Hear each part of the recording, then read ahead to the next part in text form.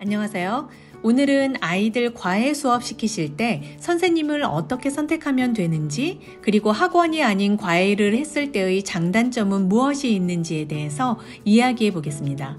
그럼 시작하겠습니다. 예전에는 과외 선생님 찾으려면 아름아름 아는 친구 엄마들에게 물어봐야 했었는데요. 요즘은 접근성이 참 좋아졌죠. 많이들 이용하시는 김과외나 숨고 등의 어플에서 쉽게 선생님을 찾을 수 있으니까요. 저는 개인적으로 숨고가 심플해서 이용하기 더 좋았고, 결과적으로도 숨고를 통해서 수업을 받게 된 적이 여러 번 있었습니다. 숨고 광고 아닙니다. 숨고 어플에서 우리 아이에게 필요한 조건들을 입력하면 그 내용을 보고 선생님들께서 메시지를 보내주시죠. 카톡으로도 오는데 즉각적인 이 시스템이 편하더라고요. 조건을 적을 땐 너무 장황하게 적지 마시고 심플하게 적으시는 것이 좋습니다. 어차피 관심이 가는 선생님과 개별 톡을 할 때 자세히 말씀드려야 하니까요. 미리 힘 빼지 말자는 말입니다. 아무리 여자 선생님을 원한다, 집으로 오시는 선생님이셨으면 좋겠다 적어도 전단지 뿌리듯 조건에 상관없이 메시지를 보내시는 분들이 있거든요. 그러니까 상세한 정보는 대화를 나눠볼 만한 분들께만 제공하면 됩니다. 많은 메시지를 받게 되실 텐데요. 그럼 이제 몇 분을 정해봐야겠죠?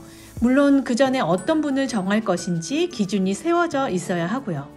전 학원이나 과외 선생님을 알아볼 때 항상 다이어리에 체크리스트를 먼저 적어둔답니다. 그래서인지 학원 상담을 가면 좀 경계하는 분위기가 연출되곤 하는데요. 전 학원 분위기가 원래 다 그런 줄 알았는데 아이들 다녔던 피아노 학원 원장 선생님께서 그러시더라고요. 신설 학원을 차리는 원장이 학부모인 척하고 염탐하러 온 줄 알았다고요. 다이어리 딱 펴놓고 쉴 새 없이 질문을 하니까 그렇게 생각하셨을 수도 있겠다 싶었습니다. 그런 오해를 하시건 말건 전 그 방법을 지금껏 고수하고 있습니다. 과외 선생님을 정하기 위해서는 이런 체크리스트를 다이어리에 적는데요. 11가지나 되네요. 첫 번째는 해당 과목을 전공하신 분인지를 확인하는 겁니다. 될 수 있으면 영어는 영문학이나 영어 교육, 수학은 수학과나 수학 교육, 피아노 선생님은 작곡 등 타 전공자가 아닌 피아노 전공이신지 등등 직접적인 전공을 하신 분을 정합니다. 그런데 영어보다 수학을 전공하신 과외 선생님은 좀 덜 계시더라고요. 그래서 수학 과목은 공대 졸업하신 분까지도 대상에 넣어둔답니다. 어느 정도로 전공에 유연함을 가질 것인지도 미리 정해두시면 좋겠다는 얘기입니다. 두 번째는 해당 과목만 수업하는 분인지를 보는데요. 숨고에서는 메시지를 보내온 선생님 프로필을 볼 수 있는데 여러 과목을 두루두루 잘하셔서 그 과목을 모두 수업하시는 경우가 꽤 있습니다. 모든 과목에 자신 있으셔서 그러시는 것이겠지만 저는 이런 분들은 제외하고 있습니다. 한 과목을 집중적으로 수업하시는 분이 아무래도 나름의 노하우가 쌓여 계시고 과목에 애착이 더 있으실 테니까요. 세 번째는 성별을 확인합니다. 저는 집으로 오시는 경우이기 때문에 여자 선생님을 선호하고 있는데 아무리 여자 선생님으로 체크해서 알려도 남자 선생님들께서 연락을 해오시거든요. 그래서 이 부분 체크합니다. 네 번째는 경력이 얼마나 되신 분인지 확인하는데요. 최소 4년 이상 과외 경험이 있으신 분을 선호하고 있습니다. 그 정도의 시간 동안 아이들을 만나보셨어야 교수법이 안정된다고 보기 때문입니다. 대학생 선생님들도 많이 계신데 대학생은 본인 학교 수업이나 시험 등 학기 중에 바쁜 일들이 생길 수 있기 때문에 아무래도 아이 수업에 대한 집중도가 떨어질 수 있다고 생각합니다. 그렇기 때문에 학원과 병행하는 서브 수업이나 방학 때 잠깐 받는 과외로 선택하시는 것이 더 괜찮지 않을까 싶습니다.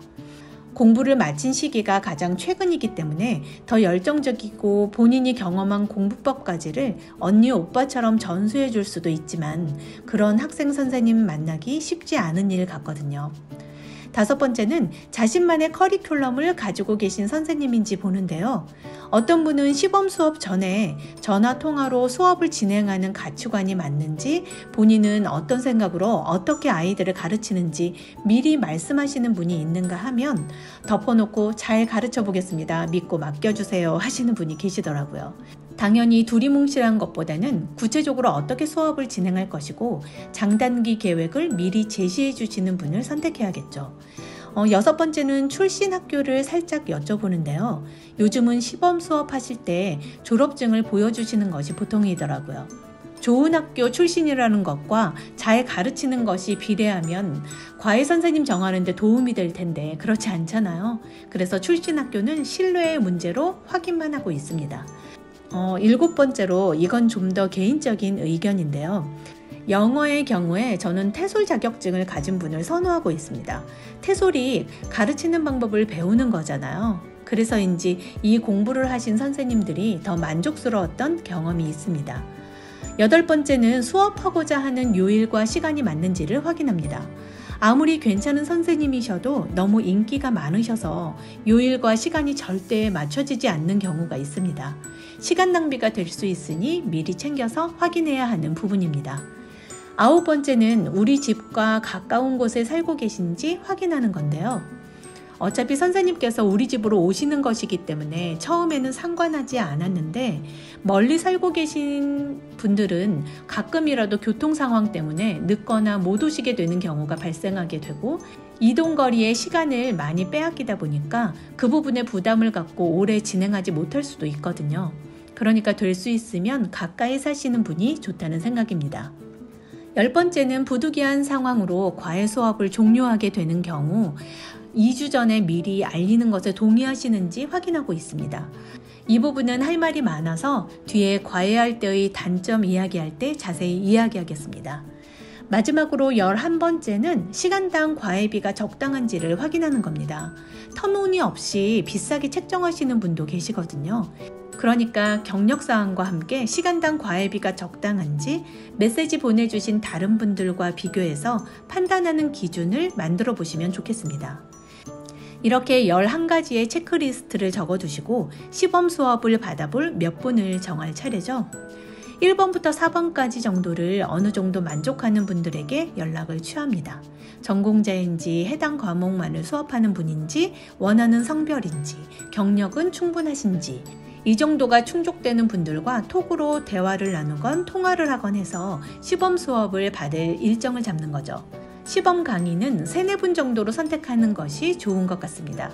한두 분이면 뭔가 아쉬운 부분이 있고 너무 많은 분께 시범 수업을 받으면 아이도 힘들 뿐더러 선택장애가 오더라고요. 그렇게 시범 수업을 받을 때 저는 될 수 있으면 수업 받는 것을 직접 보는데 조용히 수업하시겠다는 분이 있을 경우에는 방문을 조금 열어두어서 대략의 분위기라도 파악해두는 편입니다. 그리고 수업을 마치신 다음엔 꼼꼼한 상담을 하는데요. 이 순간이 미리 적어둔 체크리스트가 빛을 발하는 때죠. 내가 파악하고 있는 아이의 진도나 학습 수준을 어느 정도 판단하고 계신지, 수업을 시작하게 된다면 어떤 방식으로 어떻게 진행하게 될 것인지 들어봅니다.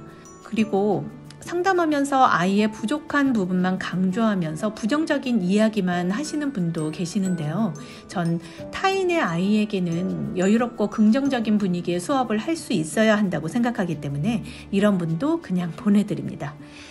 선생님과 상담을 하면서 앞서 적어둔 체크리스트들에 대한 답변을 모두 받았다면 선생님께서 돌아가신 다음엔 아이와 이야기를 나누어야 합니다. 어느 정도 엄마인 제가 판단의 눈을 가지고 있지만 정작 수업을 하는 당사자는 아이이기 때문에 마지막 결정은 항상 아이가 주도하도록 해야 하거든요. 이때 조심하셔야 할 것이 있는데요. 아이가 어릴수록 선생님을 학생이 평가한다고 평가해도 되는 건가? 하고 왠지 죄스러운 감정을 가질 수도 있거든요. 그래서 선생님 어떠시냐고 물어보면 조심조심 말하거나 덮어놓고 다 좋으셔 하는 경우가 있어요. 속마음을 말하지 않는 거죠. 전 그래서 선생님에 대해 물어보기 전에 먼저 아이들에게 이렇게 이야기했습니다. 선생님이 어떠냐고 물으니까 왠지 선생님을 평가하라는 것 같고 그러면 안 될 것 같은 생각이 들지? 그럴 수도 있겠다. 그런데 선생님에 대한 평가를 한다는 것이 나쁜 것만은 아니라고 생각해. 우리는 지금 여러 선생님들 중에 우리와 함께 공부하실 선생님을 정해야 하는 상황이기 때문에 우리와 잘 맞고 인연이 될 선생님이 어떤 분일지 판단하기 위한 것이거든. 그러니까 너희들도 예의를 갖추되 최대한 솔직하게 수업에 대한 평을 해주었으면 좋겠어. 그렇지 않으면 우리 생각과 전혀 맞지 않은 분하고 오랫동안 수업을 해야 하는 어려움을 겪을 수 있거든.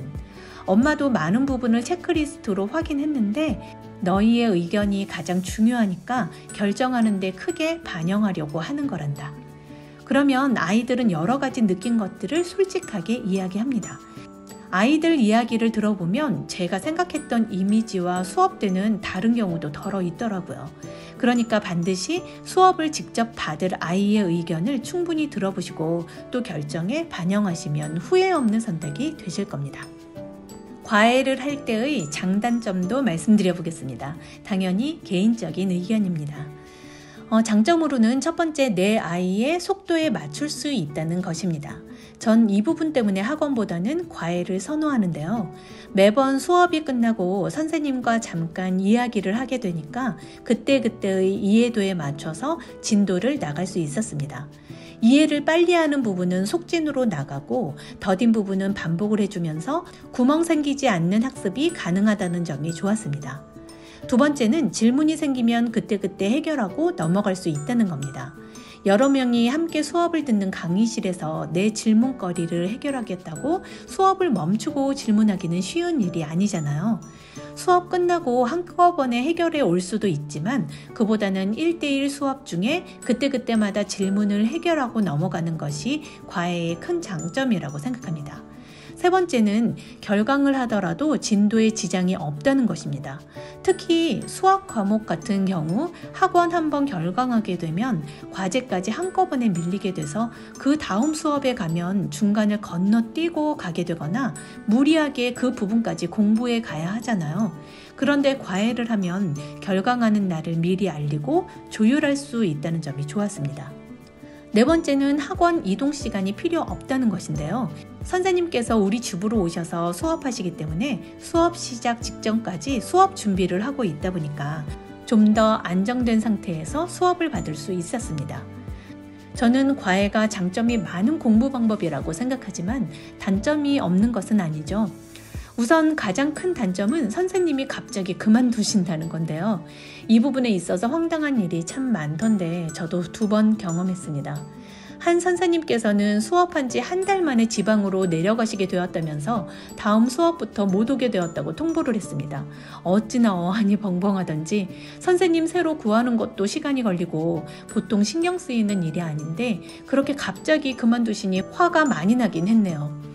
그리고 최근 수업받던 선생님께서는 우리 동네 대형 학원으로 취업을 하셨다면서 다른 수업이 정해질 때까지 수업을 하시겠다고 했습니다.